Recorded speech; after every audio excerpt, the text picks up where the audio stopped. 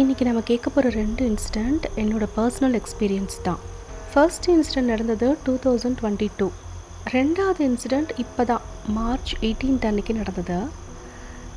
இந்த இன்சிடெண்ட்ஸுக்கு என்னால் லாஜிக்கலாக எந்த ஒரு எக்ஸ்ப்ளனேஷன்ஸுமே கொடுக்கவே முடியல, கண்டுபிடிக்க முடியல. ஆல்மோஸ்ட் ஒரு 2 இயர்ஸாக, மோர் தென் 2 இயர்ஸ்னு கூட வச்சுக்கலாம், நான் என்னோடய கனவெல்லாம் எழுதி வச்சுட்டே வந்துட்டுருக்கேன், நோட் பண்ணி வச்சுட்ருக்கேன். எல்லா கனவையுமே எழுதுறதில்ல. சில கனவுகள் வித்தியாசமாக இருக்கும், அது கனவு மாதிரி இருக்காது, ஒரு ஆஸ்ட்ரல் ட்ராவல் மாதிரி இருக்கும். அந்த கனவில் ஒரு மீனிங் இருக்கும், ஒரு ஹிண்ட் இருக்கும். பாஸ்டில் நமக்கு நடந்த ஒரு இன்சிடெண்ட்டை பற்றின ஒரு குழப்பத்துக்கு தீர்வாக இருக்கும், இல்லை ஃப்யூச்சரில் நடக்க போகிற ஒரு விஷயத்துக்கான ஒரு ஹிண்ட்டாக இருக்கும். இந்த மாதிரி எனக்கு தோன்ற கனவு எல்லாத்தையுமே நான் ஒரு மோர் தென் 2 இயர்ஸாக நோட்டில் எழுதி வச்சுக்கிட்டு வந்துகிட்டே தான் இருக்கேன். இப்போ மார்ச் 18 அன்னைக்கு நடந்த இன்சிடெண்ட்டாக ஒரு 2 நாளாக மைண்டுக்குள்ளே போய் குழப்பிக்கிட்டே இருக்குது. அதுக்கு என்ன பதில் கிடைக்கும், அது என்ன, இதுக்கு ஆன்சர் என்னவாக இருக்கும், இதை நம்ம எப்படி இன்டர்ப்ரெட் பண்ணிக்கிறது, எதுவுமே புரியல. ஆக்சுவலி வேறு ஏதாவது ஒரு கதையை பற்றி சொல்லலான்னு தான் பிளான் போட்டு வச்சுருந்தேன்.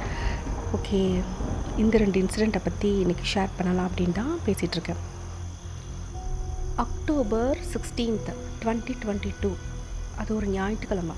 அதுக்கு முதல் நாள் நைட்டு, சனிக்கிழமை நைட்டு ஒரு 10 மணி போல் ஃபோன் பார்த்துக்கிட்டு இருந்தேன். லோ பேட்டரியாக இருந்தது. சரி, ஃபோனை சார்ஜில் போடலான்னு சொல்லி போட்டுட்டு பெட்டில் படுத்தேன். எப்படி தூங்குனே தெரில, அப்படி தூங்கி போயிட்டேன்.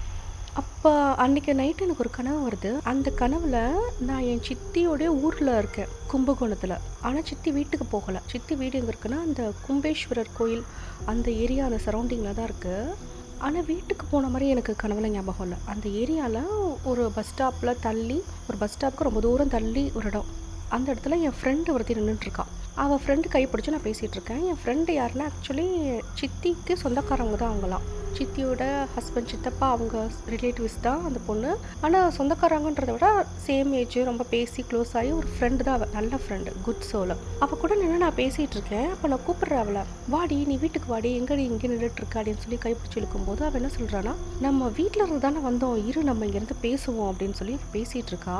அப்போ அவள் என்ன சொல்கிறான்னா, அங்கே பாரு உன் தம்பி ரோட்டில் எவ்வளோ வேகமாக வந்துட்டுருக்கான், அவனை அந்த நேராக போகிற ரோட்டில் போக சொல்லாத, எவ்வளோ வேகமாக அங்கே ஒரு பஸ் வருது பாரு அப்படின்னு அவள் சொல்கிறான்.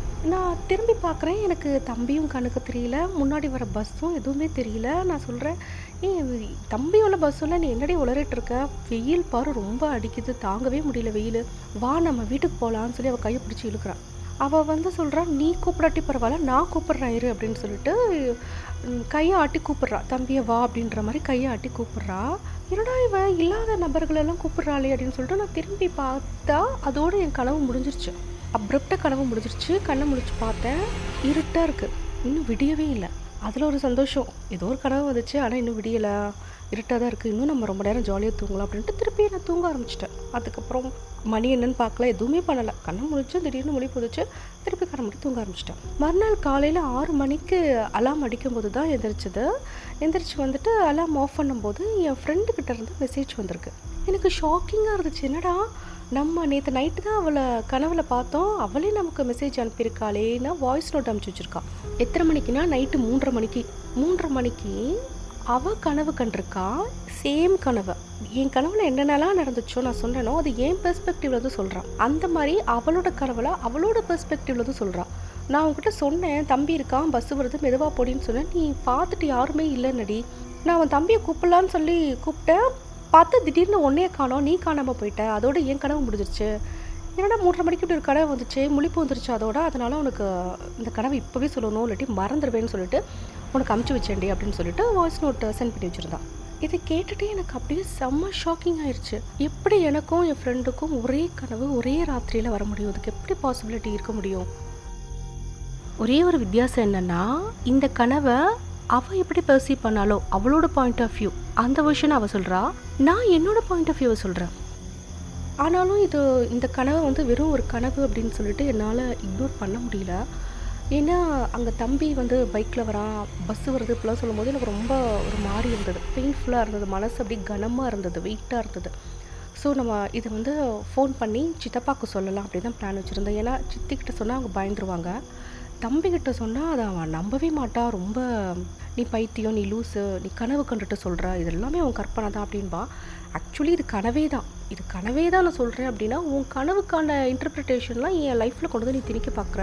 நீ ரொம்ப முட்டாள்தனமாக பேசுகிறன்னு ரொம்ப இதுக்கு முன்னாடி இப்படி தான் திட்டியிருக்கான். ஒத்துக்கவே மாட்டான், அதை ஏற்றுக்கவே மாட்டான். அவன் திட்டுறது கூட பெருசு கிடையாது.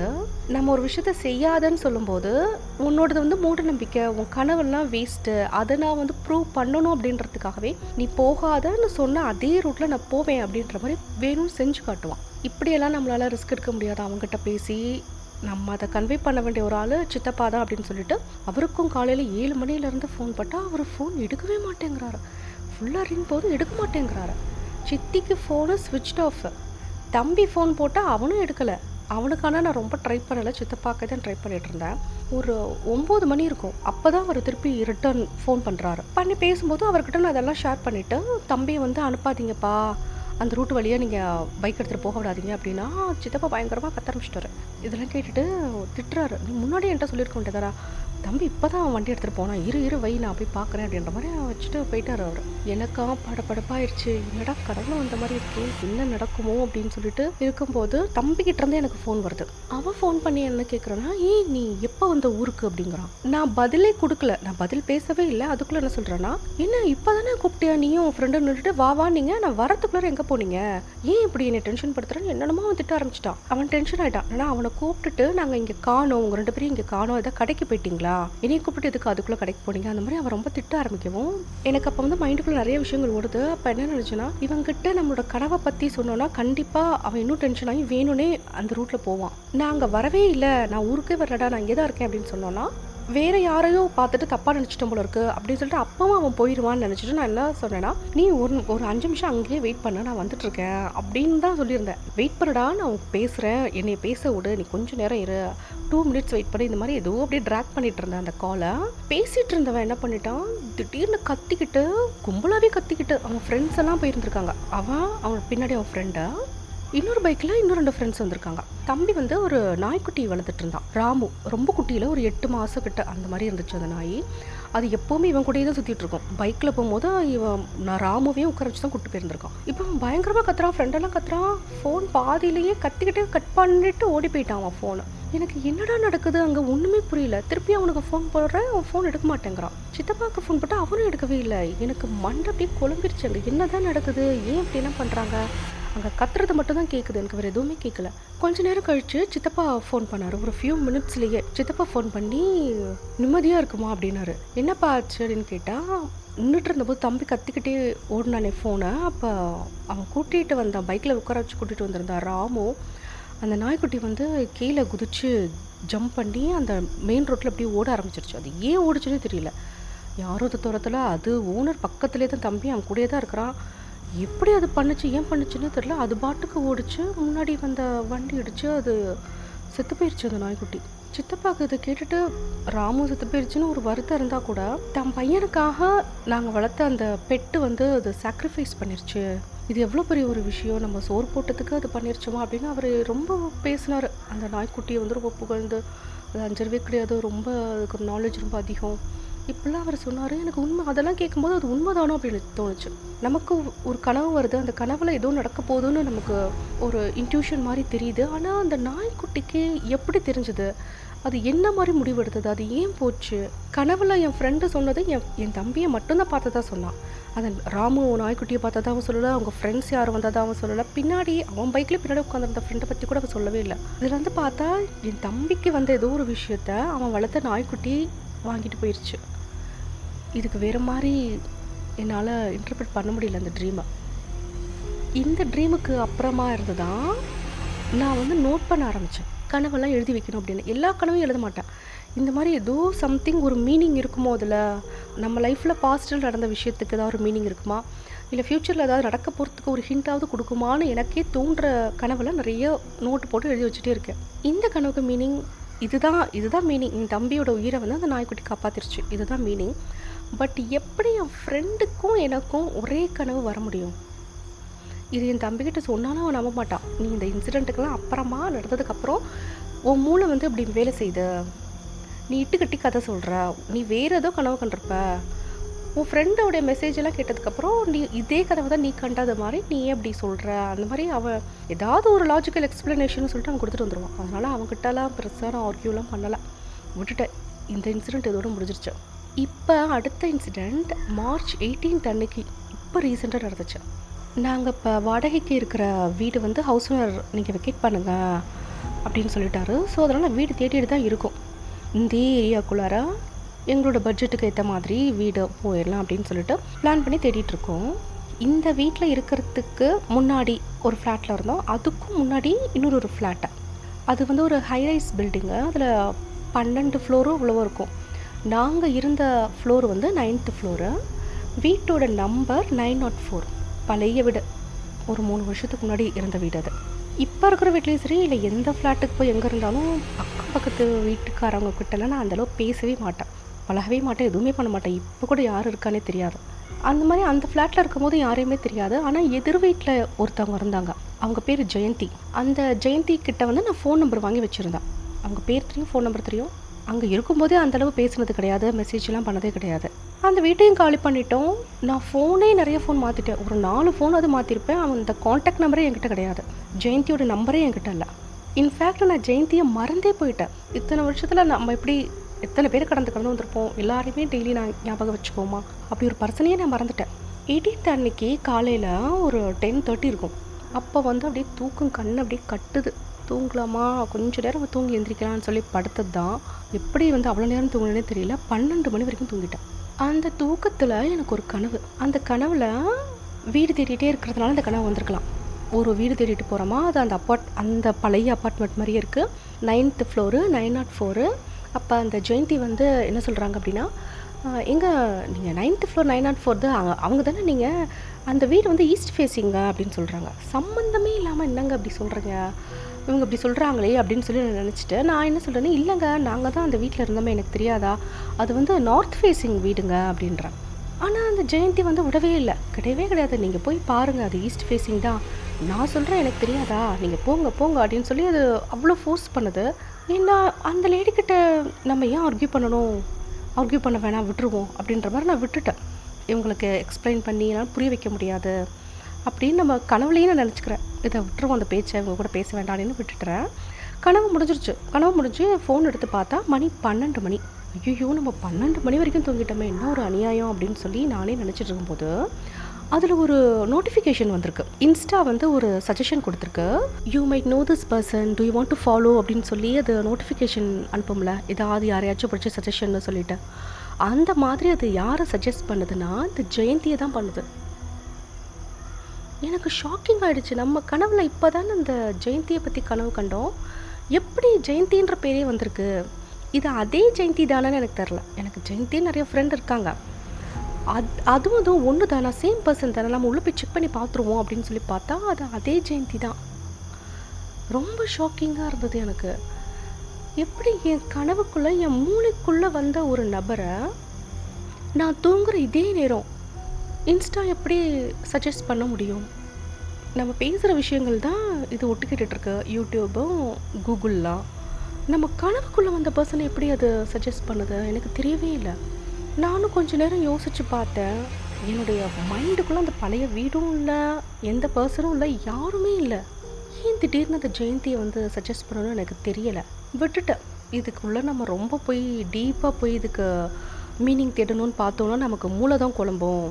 நம்ம இப்போலாம் வீடு தேடிட்டு இருக்கோம், ஏதோ ஒரு கனவு என்னமோ வந்துச்சு, விட்டுருவோம் அப்படின்னு சொல்லி அதை நான் விட்டுட்டேன். அன்றைக்கி ஈவினிங் ஒரு 5 o'clock இருக்கும். என் ஃப்ரெண்டு வந்து என்ன சொல்கிறா அப்படின்னா, நம்ம ஆல்ரெடி சார்ட் அவுட் பண்ணி வச்சோமே, அதுலேருந்து ஏதாவது ஒன்று ஃப்ரீஸ் பண்ணிடலாமா, ஒரு 3 வீடு பார்த்து வச்சுருந்தோம், அதில் நீ எதுன்னு சொன்னீங்கன்னா நம்ம ஃப்ரீஸ் பண்ணிக்கலாம் அப்படின்னு அவள் சொல்லும்போது நான் என்ன சொல்லணும், இன்னும் கொஞ்சம் வீடு, ஒரு 4-5 வீடு அதே பார்த்துருவோம். நான் சொன்னேன் ஏப்ரல் ஃபுல்லாக இருக்குடி, நம்ம அதனால் கொஞ்சம் வெயிட் பண்ணு, நான் இன்னும் கொஞ்சம் தேடி சொல்கிறேன் அப்படின்னு.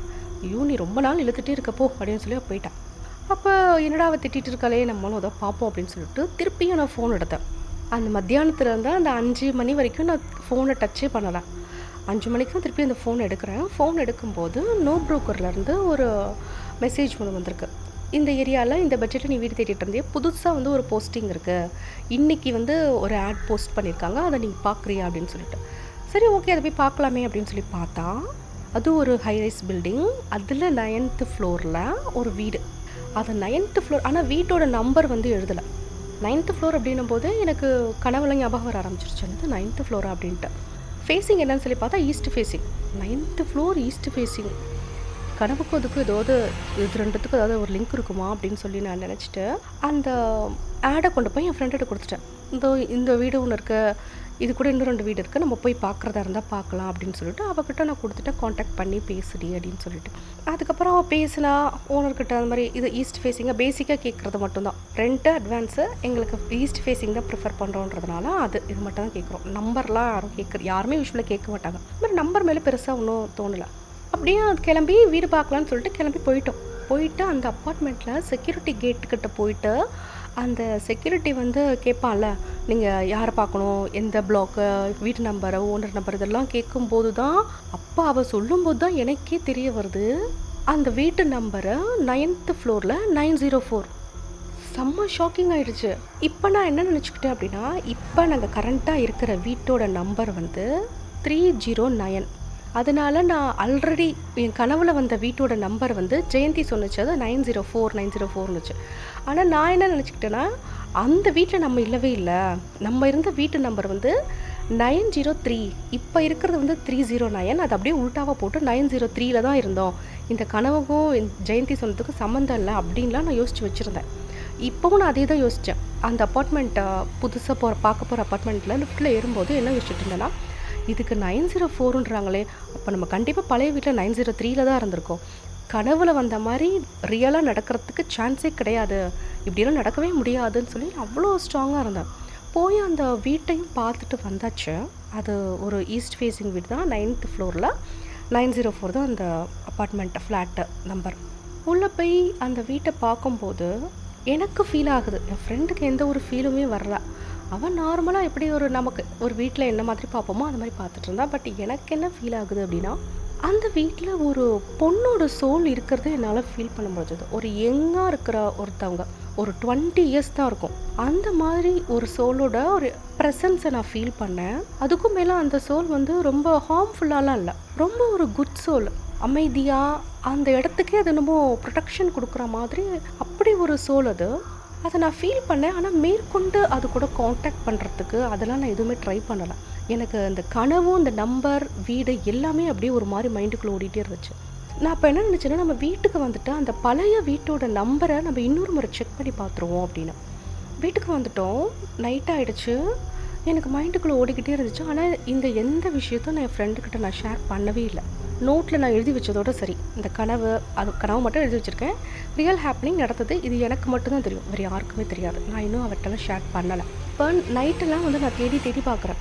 அந்த பழைய வீட்டோட அட்ரஸை வந்து நம்ம எப்படியாவது கண்டுபிடிக்க முடியுமா? ஏன்னா அட்ரஸ் தெரியும், பட் அந்த நம்பரில் எனக்கு ஒரு டவுட் இருந்துகிட்டே இருந்தது.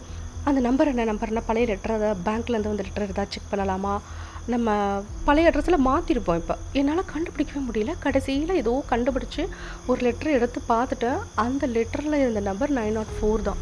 ரொம்ப ரொம்ப எனக்கு ஷாக்கிங்காக இருந்துச்சு.